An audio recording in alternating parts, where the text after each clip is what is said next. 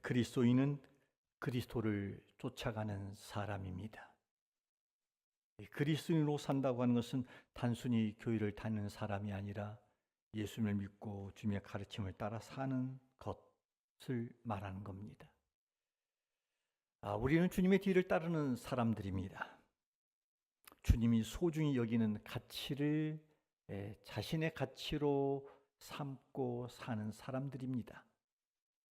기억날지는 모르겠습니다만 지난달 고난주간 특별 늦은 밤 기도회 때 십자가 위에서 예수님이 그 자리에서 십자가 아래에서 슬픔의 눈빛을 보이고 있는 그의 어머니 마리아와 그리고 그의 제자 요한에게 이렇게 말씀을 했습니다. 여자여 보소서 아들이니이다. 요한아 보아라 내 어머니라. 예수님은 육의 어머니 마리아의 장례를 그의 제자 요한에게 위탁하셨습니다. 예수님은 그 엄청난 고통의 와중에 인류 구원의 대과업을 이루시기 위해서 십자가 위에서 자신의 존재 전체를 기름 짜내듯이 짜내시는 바로 그 고통의 순간에 인류 구원의 대역사에 비해서 100분의 1 아니 1000분의 1의 가치도 되지 않을 것 같은 가족사의 개인에 관한 일들을 우리 주님이 생각하시고 말씀을 하셨던 것입니다. 우리는 보통 큰 일을 하다 보면 작은 일을 대수롭지 않게 여기는 것이 일반적인 이치입니다. 또 작은 일에 매이다 보면 큰 가치를 가진 일들을 외면하기가 쉽습니다. 그런데 우리 주님께서는 인류 역사, 구원의 역사를 이루어가는 그 순간에도 육의 어머니를 살피고 돌보는 마음을 놓치지 않으셨다는 것입니다. 이는 무엇을 뜻하는 것입니까? 예수님께 있어서 부모를 살피고 돌보는 것은 단순히 가족에 관한 일이 아니고 인류를 위해 자신을 드리는 일만큼은 아닐지라도 이 일은 대단히 가치 있고 중요한 일이었다는 것입니다. 예수님은 하나님이 친히 세우신 가정과 가족관계를 매우 소중하고 귀하게 여기십니다. 흔히 사람들이 기독교에 대해서 오해하기를 기독교는 효를 등한시한다 하는 생각을 가지고 있습니다. 이는 먼저 하나님을 사랑하라 이렇게 하셨기 때문에 부모를 가볍게 여기는 것은 아닌가 이런 생각을 가지고 있습니다만 전혀 그렇지 않습니다. 성경 전체 내용을 우리가 살펴보면 하나님을 사랑하고 하나님을 우리가 먼저 그를 경외해야 되는 것을 가르치지만 또한 부모를 사랑하고 공경하라고 하는 이 효에 대한 말씀을 결코 관가하지 않고 있다는 것입니다. 도리어 부모를 거역하고 경홀히 여기는 자를 저주받을 것이다 라고 말씀하고 있지요. 신명기 27장 16절에서 그렇게 말씀하고 있습니다. 함께 읽을까요? 시작. 그의 부모를 경홀히 여기는 자는 저주를 받을 것이라 할 것이요 모든 백성은 아멘 할지니라. 또한 잠언 30장 17절에서 연이어 말씀합니다. 함께 읽습니다. 시작. 아비를 조롱하며 어미 순종하기를 싫어하는 자의 눈은 골짜기에 까마귀에게 쪼이고 독수리 새끼에게 먹히리라. 성경 부모를 공경하지 않는 것에 대해서 매우 강력한 형벌적 경고를 하고 있다는 것입니다. 오늘 말씀에서도 사도 바울은 왜 우리가 부모를 공경해야 될 것인가 함을 강조하고 있는데 그 먼저가 부모 공경은 이것은 창조의 질서이자 하나님의 명령이라는 것입니다. 1절 말씀 함께 읽습니다. 시작. 주 안에서 너희 부모에게 순종하라. 이것이 옳으니라. 부모에게 순종하라. 이것이 옳으니라. 자녀로서 부모님께 순종하고 공경하는 것, 이것은 자연 질서에 따르는 당연한 일, 옳은 일이라는 겁니다. 우리는 모두 부모 없이 세상에 태어난 사람이 없습니다. 여러분 가운데 부모가 되지 않는 기회, 그런 선택적 삶을 사는 사람이 있을지 모르겠습니다만 아무도 부모 없이 세상에 태어난 사람은 없습니다. 그러므로 자기를 낳아준 부모를 공경하는 것은 이것은 지극히 당연한 마땅한 도리라는 것입니다. 부모가 사랑으로 자녀를 양육하는 것은 윤리 이전의 본능입니다. 그렇기 때문에 이 본능적인 사랑을 받은 자녀라고 한다면 부모님을 향하여 순종하고 공경하는 것이 옳은 일입니다. 이 관계가 바르게 되어 있어야 모든 관계가 질서가 잡힙니다. 요즘 세간에 이 무너지고 폐역진 여러 가지 윤리 도덕의 문제는, 모든 도덕의 근간이 허물어진 것은 바로 이 의식, 부모를 공경하는 의식이 사라졌기 때문이 아닐까 생각해 봅니다. 만일 가정에서 자녀가 부모를 공경하는 것을 제대로 배웠다 한다면 그 자식은 학교에 가서 선생님을 존경할 것입니다. 그리고 사회에서 윗사람을 또한 존경할 수 있을 것입니다. 따라서 이 부모 공경은 모든 사회 도덕과 그리고 사회 질서의 기본입니다. 그리고 오늘 말씀 보니까 이 부모를 공경하는 일은 하나님의 뜻이요 하나님의 명령이라는 겁니다. 그러니까 부모 공경이 단순히 사회적 미덕 차원에서 행해질 일이 아니라 이것은 어명으로서 하나님의 백성들에게, 인류에게 주어진 하나님의 계명이라는 겁니다. 우리가 알다시피 하나님이 모세에게 준 10계명 중에 1계명에서 4계명까지는 이 하나님과의 관계입니다. 그리고 5계명에서 10계명까지는 인간과의 관계입니다. 그런데 인간 사이의 관계에서 첫 번째 계명이 내 부모를 공경하라. 그 다음에 살인하지 말라. 여러분, 우리 생각할 때는 살인하지 말라가 어찌 보면 생명을 다룬 일이기 때문에 맨 먼저 인간 삶에서 주어진 계명일 수 있다는 우리 생각이 들어갈 수 있습니다. 그런데 그러한 것보다 내 부모를 공경하라, 이것이 먼저 첫 계명입니다. 그런데 내 부모를 공경하라고 하는 것은 수식어가 명령형입니다. 여러분, 명령이 무엇입니까? 부탁이나 공고가 아니라는 겁니다. 해도 되고 안 해도 되는 것이 아니라는 겁니다. 이건 선택적 사항이 아니라는 겁니다. 여건이 되면 할 수 있고 여건이 안 되면 어쩔 수 없는 것이라는 것이 아닙니다. 명령, 하나님으로부터 부여받은 명령은 반드시 지켜야 되고 어떤 모양이로든지 지키려고 노력해야 한다는 것입니다. 왜냐하면 이것은 절대적 가치를 가지고 있기 때문입니다. 그래서 우리 예수님께서는 십자가상에서 유괴어머니를 살피는 마지막 일들을 신실하게 담당하셨던 것입니다. 주사랑 가족 여러분, 부모를 공경하는 것, 이건 창조 질서입니다. 인간의 도리입니다. 하나님의 뜻이요 명령이기 때문에 이것을 기쁨으로 여러분이 순종함으로 받들어 하나님의 사람으로 세워져 가기를 주의 이름으로 축원합니다. 왜 우리가 부모를 공경해야 됩니까? 이 부모를 공경하는 것은 주님을 기쁘시게 하는 것이기 때문입니다. 오늘 1절 말씀에서 주 안에서 너희 부모에게 순종하라, 이렇게 말씀하셨는데 이 말을 우리가 의역해 보면 내가 진정 주님 안에 있다고 한다면, 내가 그리스도인으로서 새로운 피조물이 되었다고 한다면, 내 삶이 예수 믿고 변했다고 한다면 부모에게 순종하라 라는 말입니다. 여러분, 이 사실은 흔히 에베소서와 쌍둥이 이 서신이라고 불려지는 이 골로새서를 보면 분명하게 알 수 있습니다.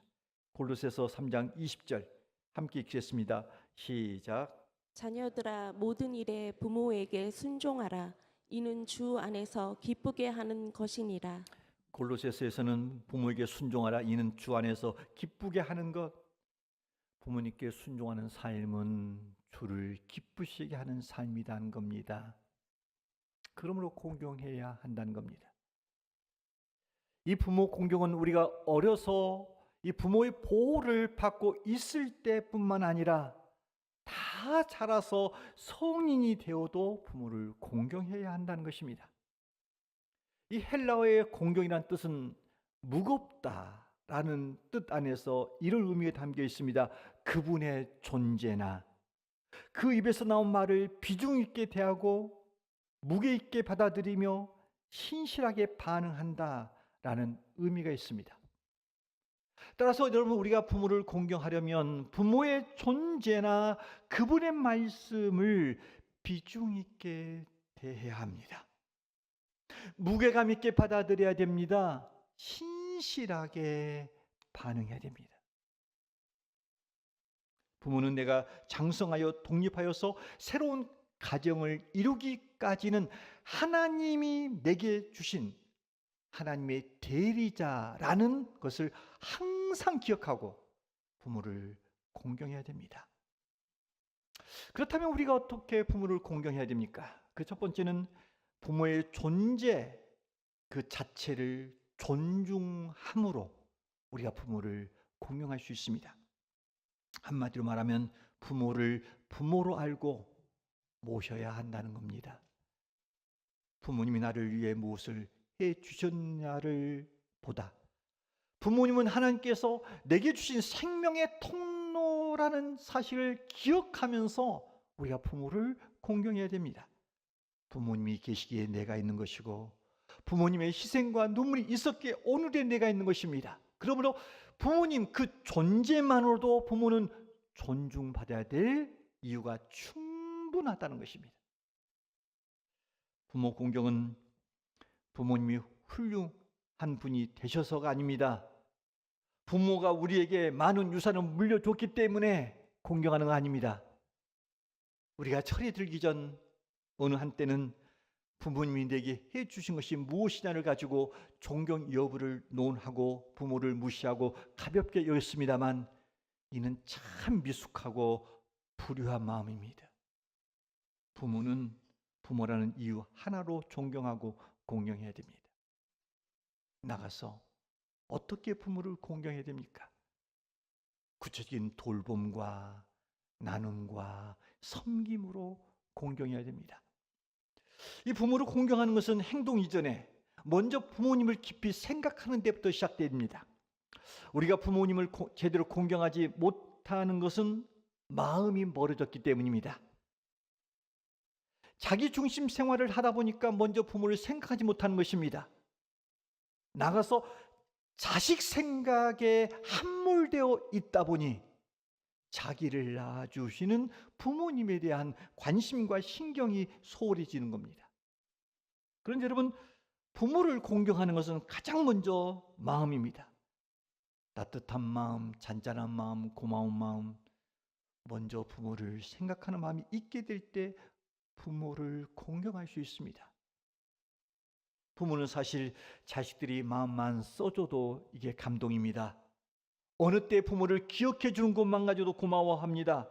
마음을 들여 부모를 섬기는 것, 이게 가장 아름다운 공경의 한 모습입니다. 그런 가운데 형편과 처지가 된다면 그 마음이 이제는 실질적인 돌봄과 나눔과 섬김으로 표현될 때 사실 부모님들은 훨씬 더 크게 감동하십니다. 이 고령화 사회가 되어지면서 부모 공경은 이 감정적인 공경만으로 충분하지 않을 때가 있습니다. 부모님의 필요를 구체적으로 돌봐주고 책임져 줄 때 이게 진정한 공경의 하나의 방편이 될 수 있습니다. 그래서 우리는 부모님의 건강과 정서와 그리고 삶의 질을 돌보는 이러한 실질적인 공경, 이게 필요할 때가 있습니다. 사도 바울은 디모데전서 5장 8절에서 이렇게 말씀했죠. 함께 읽어볼까요? 시작.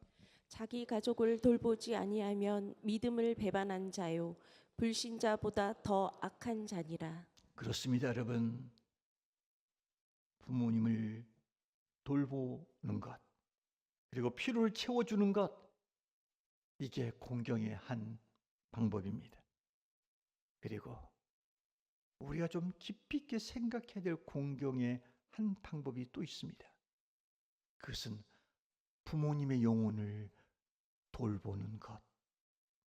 이게 진짜 공경입니다. 이 공경이란 말이 단순히 외적인 예우를 해주고 물질적인 봉양을 넘어서 단순히 존귀하게이고 마음 깊이 존중하는 것이 하나의 공경이라는 뜻인데, 이 부모를 공경한다는 것은 단순히 그 부모님을 뭔가 드시게 하시고 입히시고 돌보는 물질적인 행위를 넘어서 부모의 존재와 영혼까지도 귀하게 여기는 것, 이게 포함되어 있어야 합니다. 여러분, 인간의 본질적인 필요는 영적 필요입니다. 마태복음 16장 26절은 이렇게 말씀하고 있습니다. 함께 읽을까요? 시작. 사람이 온 천하를 얻고도 제 목숨을 잃으면 무엇이 유익하리요. 인간은 단순히 육체적인 존재가 아니라 영혼을 가진 존재입니다. 그렇기 때문에 이 부모님의 삶에서 가장 중요한 것은 부모님의 영혼의 상태입니다. 부모님이 하나님과의 관계를 어떻게 맺고 있느냐를 우리가 돌아보고 살펴야 됩니다. 따라서 부모님의 영혼이 구원받고 하나님 안에서 평안과 기쁨을 누릴 수 있도록 돕는 것이야말로 부모를 존귀 여기는 것 가운데 하나이고 공경하는 길입니다. 여러분, 참된 공경은 일시적인 도움만이 아니라 영원한 도움을 드리는 것입니다. 이 물질적인 도움은 이 땅에서만 유효하지만 이 영혼의 구원은 영원한 가치를 가지는 것입니다. 그러므로 부모에게 영생의 길, 예수님을 전하고 예수님 안에 살 수 있도록 돕는 것, 이것은 참으로 단순히 효를 넘어서 영원한 생명을 향한 최고의 섬김, 공경, 사랑의 표현이 바로 부모님의 영혼을 하나님께로 인도하는 것입니다. 부모님을 신앙으로 이끌고 부모님 영혼을 돌보고 부모님이 구원의 감격을 누리며 이 땅에서 참으로 예수님과 함께 행복한 삶을 살도록 도와주는 것, 이게 바로 효도의 최고의 절정입니다. 여러분에게 묻겠습니다. 여러분들이 OSA 때 보면 전도자 이름을 써놓으라 그러면 보니까 가족들의 이름을 습관적으로 써놓고 있더라고요. 그것이 여러분의 마음일 수 있고 중심일 수 있고 기대일 수 있습니다. 그런데 물어보겠습니다. 정말 여러분들이 가족들의 이름을 써놓으면서 그들의 영혼 구원을 얼마나 간절히 원하고 계십니까? 여러분은 부모님에 있어서 어떤 자식입니까? 용돈을 드리고 명절에 찾아뵙고 아프시면 부모님을 병원에 모시고 가고 돌봐드리는 것, 이 자체로 여러분이 효도를 다 하고 있다고 생각하십니까? 여러분, 그것이 중요합니다만 여러분, 그것만으로 충분하다고 생각하면 여러분 큰 착각입니다. 다시 한번 말씀을 주목해 보십시오. 마태복음 16장 26절은 우리의 심정을 두드립니다. 함께 읽을까요? 시작. 주 예수를 믿으라. 그리하면 너와 내 집이 구원을 얻으리라. 아니요. 누군가 저 말고 설교를 앞서가는 사람이 있습니다. 다시 읽겠습니다. 마태복음 16장 26절입니다. 시작. 사람이 온 천하를 얻고도 제 목숨을 잃으면 무엇이 유익하리요. 여러분, 여러분의 부모님이 평생 고생해서 여러분을 키워오셨습니다. 그런데 그분이 신앙 안에서 살지 못하고 천국 소망을 가지고 잊지 못한 채 세상을 바라보고 사시다가 그렇게 세상을 끝나시면, 그래서 그분이 천국을 들어가지 못한다고 한다면, 여러분 그 상황에서 여러분은 진정 내가 부모님께 효도를 다 했다라고 말할 수 있겠습니까? 여러분 진지하게 생각해 보십시오. 부모님이 지금 예수님을 모르고 있단다면, 구원의 확신이 없이 세상 걱정에만 매달려서 살고 있단다면, 그분들의 영혼이 그 상태에서 돌아가시면 그분들의 영혼이 어디로 가겠습니까? 여러분들은 혹시 그분들의 영혼을 방치하고 있는 것은 아닙니까? 혹시 예수 믿으라고 말하면 마음 상하실까 봐 그저 일상적인 것, 세상적인 것, 이 좋은 것만 보여주면 되겠지라는 생각 때문에 회피하고 있는 것은 아니십니까? 그러면서도 부모님을 사랑하고 있고 효도하고 있다고 생각하십니까? 여러분, 그 사랑이 아닙니다. 그건 효도가 아닙니다. 부모님의 영혼을 방치해 놓고 있는 것, 여러분 큰 실수를 하고 있는 겁니다. 사도행전 16장 31절은 말합니다. 함께 읽습니다. 시작. 주 예수를 믿으라. 그리하면 너와 내 집이 구원을 받으리라. 믿음이 없이는 구원에 이를 수 없습니다. 하나님을 믿지 아니하면, 주님을 믿지 아니하면 그 영혼은 구원받지 못합니다. 이 땅에서 많은 것들을 남겨놓고 많은 업적을 치르고 많은 자녀들에게 귀한 것을 줬다 하더라도 그 심령이 하나님을 믿지 아니하면, 주님을 믿지 아니하면 그 영혼은 구원받을 수가 없습니다. 저는 장례식장 갔을 때 부모님이 돌아가신 날 후에 장례식에서 눈물 흘리며 뒤늦게 후회하는 저는 성도들을 종종 봤습니다. 자기는 교회 안에서 직분을 맡고 섬기고 있는데 부모님을 구원하지 못하여서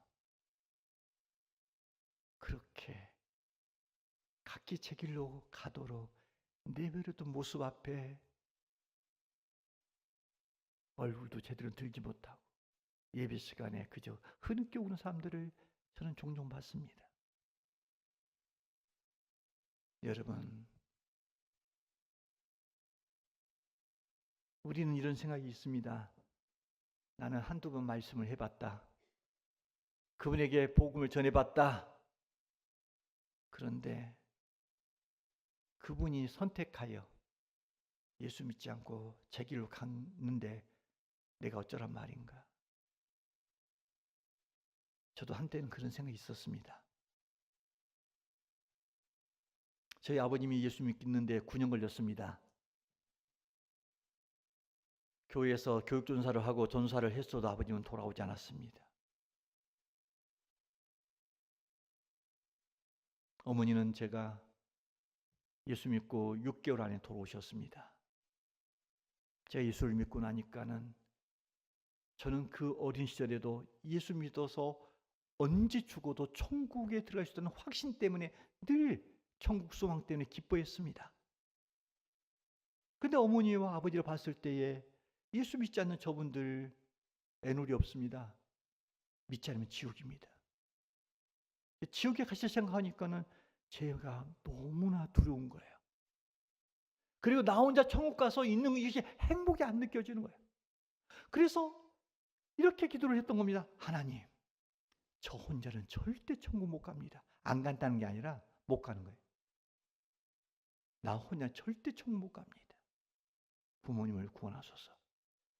여러분, 진정 영혼을 사랑하는 마음이 있으면 대가 지불을 하고자 하는 마음이 듭니다. 진정 구원이 그렇게 귀한 걸 알면 거기서 끝나지 않습니다. 저는 학교를 다니면서 방학 되자마자 금식을 생각했습니다. 일만 기도를 가지고 안 되구나. 그러면 내가 좀 더 기도를 강권하자 해서 금식을 3일을 작정합니다. 그리고 제가 저 방에서 금식을 하고, 금식을 하고자 첫날 되어서 이렇게 하고 새벽 예배를 나가려고 할 때에, 나중에 한 이야기입니다만 그날 저쪽 방에서 주무시고 있는 아버지는 난리가 났던 겁니다. 제가 부모님의 구원을 위해서 금식하면서 기도를 시작하자 우리 할아버지가, 증조 할아버지가 꿈속에서 아버지 나타난 겁니다. 그리고 잠자고 있는 그 아버지를 갖다가 빗자루로 막 후드를 패드라는 겁니다. 야 이놈아, 잠이 오냐? 증손이 예수 믿어서 이 집안 망하게 됐다. 귀신들이 장난하는 겁니다. 그래서 아버지가 잠을 못 주무신 겁니다. 저를 모르고 이렇게 교회 가서 3일 동안 집에 오지 않고, 집에 와봤자 금식을 하니까 밥을 먹을 필요 없으니까 교회에서만 그렇게 살았습니다. 근데 3일째 되는 날 기도를 하는데 하나님께서 저에게 이 살구꽃이 피는 것을 보여주는 거예요. 그러면서 들려오는 음성이 너는 지금 가서 내 어머니를 구원하라, 이렇게 말씀하시는 거예요. 기도하다 말고 할렐루야 하고는 기도를 하다 말고 그냥 딱 끝내고 집으로 뛰어왔더니 어머니가 새벽녘에 밥 짓는다고 쌀을 씻고 있는 거예요.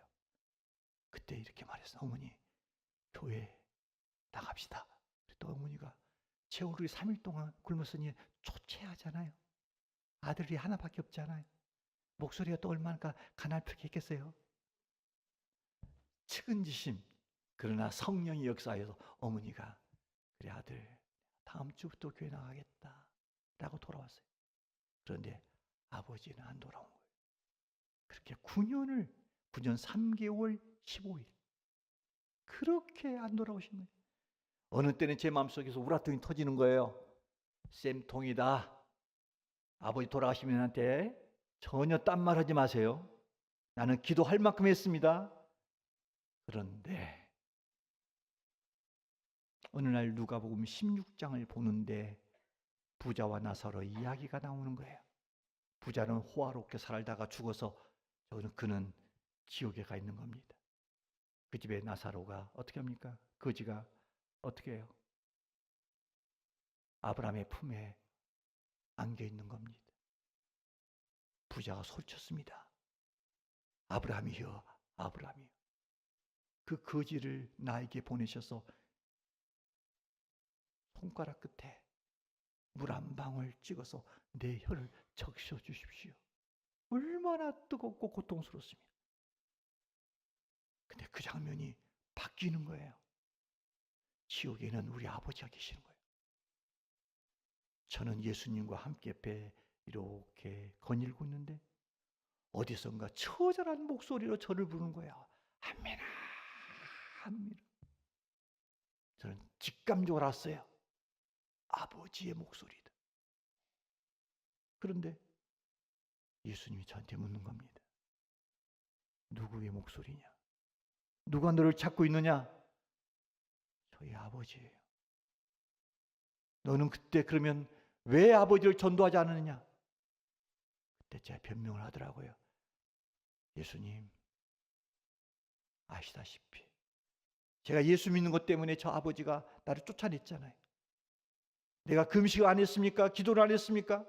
그렇게 해도 저분이 안 돌아왔는데 나보고 어쩌란 말이에요. 그때 주님이 저에게 못 박힌 손을 보여주면서 이 정도 내가 너를 위하여 대가집을 했는데 너가 아버지의 영혼을 위하여 흘린 피나 대가지불이 무엇이냐? 이렇게 말씀하시는 거예요. 제 마음이 너무나 부끄러워서 제가 예수님 곁에 있지 못하고 다른 것을 피해가는 것을 제가 말씀을 통해서 그것이 오버랩이 된 거예요. 그러면서 안 되겠구나. 아버지의 영혼을 위해서 기도하자라고 기도하자. 정말 때가 되어짐에 아버지께 이렇게 돌아왔습니다. 여러분에게 묻습니다. 여러분의 부모님을 위해서 기도해 해보셨겠지요.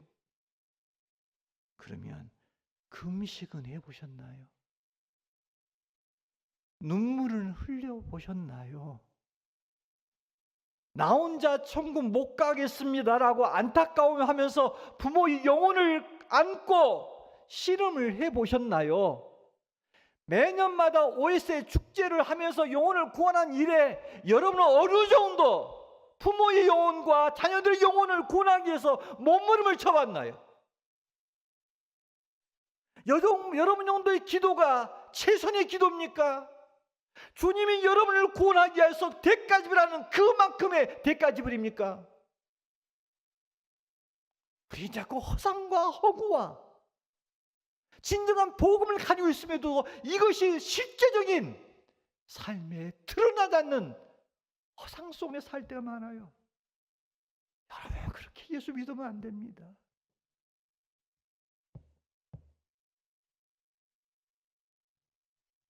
지금이 기회입니다. OSA가 해년마다 있을 그것이 기회라고요. 여러분 지금이라도 부모님을 위하여 자녀를 놓고 기도하시고 복음을 전하고 믿음의 삶을 살아보시길 바랍니다. 눈물의 씨앗을 뿌려보세요. 안 되면 금식이라도 하세요. 좀 처절하게.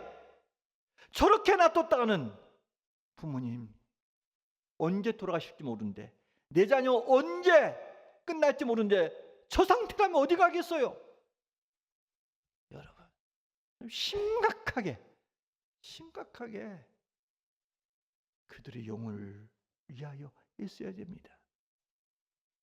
여러분 하나님이 여러분에게 부모님을 맡기셨습니다.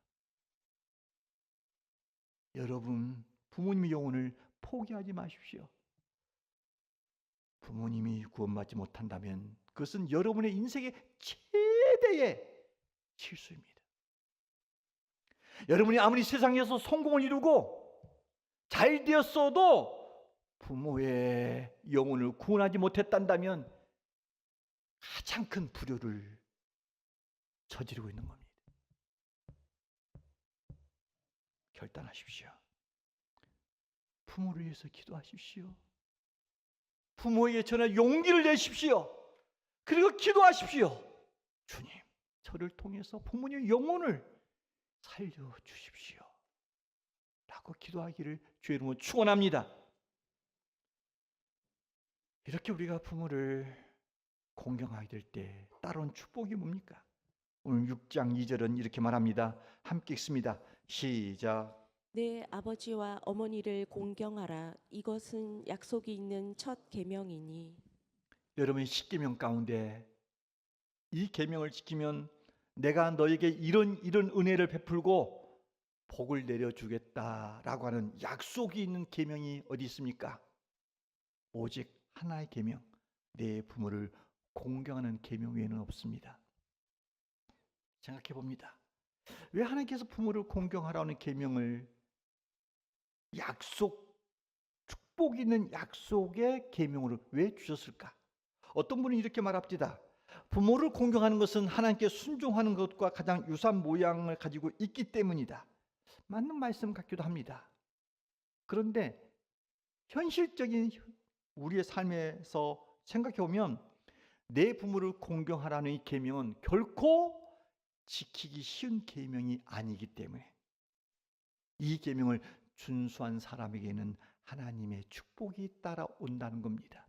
한번 생각해 봅시다. 내가 어렸을 때 부모에게 순종하는 것, 이건 자연스러운 일입니다. 어렸을 때 부모의 양육을 계속적으로 지속적으로 받아야 되기 때문에 늘 자녀들은 어렸을 때는 잘 순종을 잘합니다.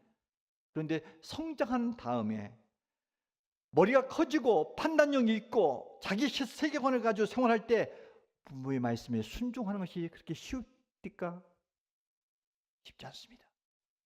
머리 컸다고, 자기가 더 안다고, 부모보다 앞서 생각하고 있다고, 배웠다고 부모를 순종하는 것을 쉽게 응하지 않습니다. 부모가 힘이 있을 때 공경하는 것은 어렵지 않습니다. 왜냐하면 부모가 힘 있을 때 공경하는 것은 나에게 때로는 유익이 되기 때문입니다. 그런데 부모가 연로해서 기운이 없어요. 경제력도 약해졌어요. 아무것도 할 수 있는 것이 없어요. 그 가운데서 부모를 섬겨 돌보는 것은 결코 간단한 일이 아닙니다. 그런데도 이런저런 조건 따지 않고 부모를 섬기될 때 하나님이 감동하셔서 그 영혼은, 그의 삶은 하늘의 복이 임한다 하는 겁니다. 오늘 에베소 6장 3절 보니까 그 축복이 이렇게 기록되어 있습니다. 이로써 내가 잘 되고 땅에서 장수하리라. 보배롭고 존귀한 주상 가족 여러분, 하나님이 우리 주셨던 모든 계명들은 시간 속에서 지켜갈 수 있습니다. 어느 때는 죽을 때까지 기회가 주어질 수 있습니다. 그런데 여러분, 부모에 대한 공경은 어느 날 지키고 싶어도 지킬 수가 없는 날이 온다는 겁니다. 부모를 공경하는 이 계명은 한시적입니다. 부모를 공경하고 싶은데 부모님이 계시지 않는 겁니다. 그러기에 이 계명은 우리에게 애잔해지는 계명입니다. 정말 부모를 공경하고 사랑하고 싶고 또 섬기고 싶은데 그분이 기다려주지 않는 겁니다. 부모님 돌아가신 다음에 부모를 향하여서 예를 쓰고 마음을 모은다는들 그게 무슨 유익이 있겠습니까? 그러기에 부모를 공경하는 계명은 한시적인 계명입니다. 우리의 남은 날이 아니라 부모가 살아 계시는 그 한시, 그때만 부모를 공경할 수 있는 겁니다. 이 가운데 부모님 안 계신 분들 어때요? 이 5월달 되어 이거 어버이날 되면 늘 마음속에 뭐가 생각납니까? 여러분이 이렇게 효도하고 자랑을 생각납니까? 아닐 거예요. 왜 내가 그랬던가? 왜 내가 그런 말을 했던가? 왜 내가 섬기지 못했던가? 왜 내가 더 먼저 그분을 품지 못했던가? 이렇게 말하는 저는 사실 부류입니다. 나이가 들어갈수록 제 마음에 맺히는 한이 하나 있습니다. 그 한은 저희 아버지가 예수를 늦게 믿으셨고 그분은 무능하셨습니다. 그는 막노동꾼이었습니다. 그는 알코올 중독자였습니다. 그런데 저는 많이 배운 사회입니다. 잠깐만, 지금 공부만 제가 12년을 했습니다. 대학부터. 저는 또한 다양한 면의 은사와 갖춰진 것이 있습니다. 저는 아버지의 무기력함과 경제적인 무기력함과 가정에 대한 책임을 못 진 것 때문에 저는 30대까지는 아버지를 향한 늘 마음에 아픔이 있었습니다. 제 나이가 40이 되어가는 어느 시점에 하나님이 저에게 물으시더라고요. 야, 이놈아, 네 아버지를 생각해봐. 네 관점에서는 아버지가 무기력하고 무능하고 책임이 없는 것처럼 말하지 마. 그러면서도 알코올에 빠져 있는 것 때문에 네가 원성을 쌓지만 생각해봐. 그분이 배운 게 있냐? 할 줄 아는 기능이 있느냐? 그가 시대를 잘 태어난 것이 있냐? 그런 가운데 그분이 가지고 있는 몸뚱이 하나로 자그마치 이 8명의 가족을 살려내기 위하여 그가 매일매일 막노동을 해야 될 때 그가 드셨던 술, 이게 뭐가 문제가 되느냐? 너희 아버지가 룸사롱을 가신 적 있느냐? 전 소주 막걸리 맥주밖에 모르는데 뭐가 있나 또 뭐? 그 뭐 빼가 잘 몰라요, 저 술을. 그런 거 고급 양주를 드신 적이 있느냐? 누구의 술집에서 그렇게 놀아본 적이 있느냐 너희 아버지가. 다만 깡소주하고 오다가 막걸리 하나 들고 온 것이 그렇게도 네가 부끄럽더냐. 그분을 생각해봐라. 그분이 외국으로 나가본 적이 있느냐. 그의 인생에서 그것은 그의 삶의 무대였다. 그럴 수밖에 없는 상황이었다. 그런데 너는 네 관점에서, 자식 입장에서 부모를 그렇게 대하면 네가 어찌 제대로 된 사람이냐고 주님이 제게 말씀하시더라고요. 그때 제가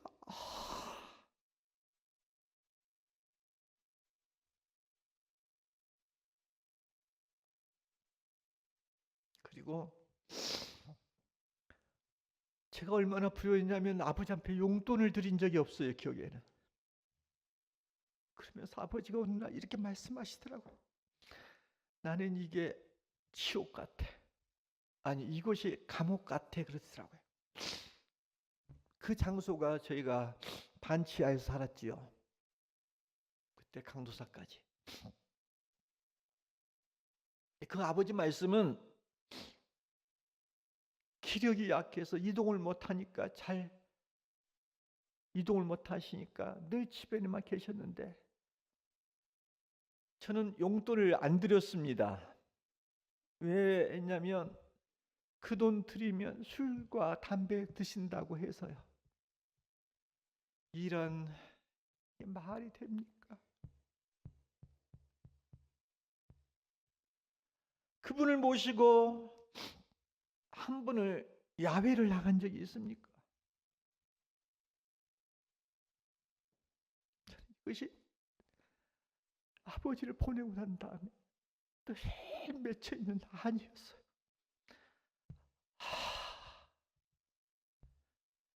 이런 불효가 어딨냐.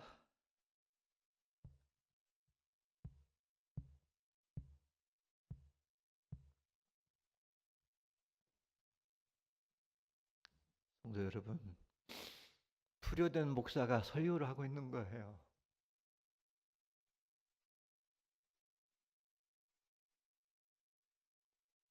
여러분은 어떻습니까? 잘 살아오셨나요?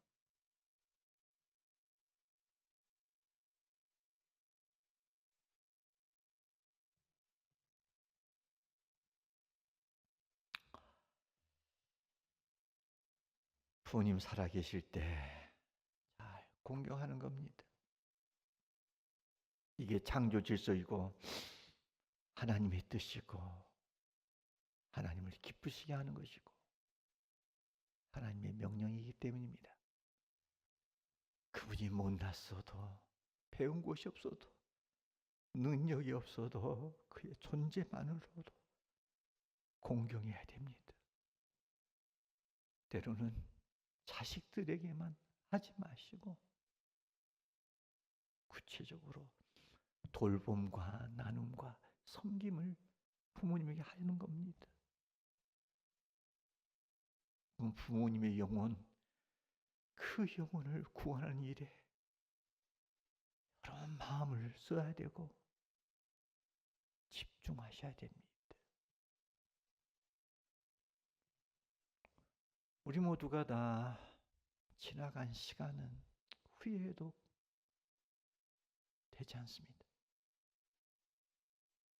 지금 살아계신 부모님 앞에 더 잘하고 순종하고 공경함으로 하나님의 형통의 축복이, 장수의 축복이 우리 교우들에게 차고 넘쳐서 늘 주 안에서 복된 인생 되기를 주의 이름으로 축원합니다. 축원합니다.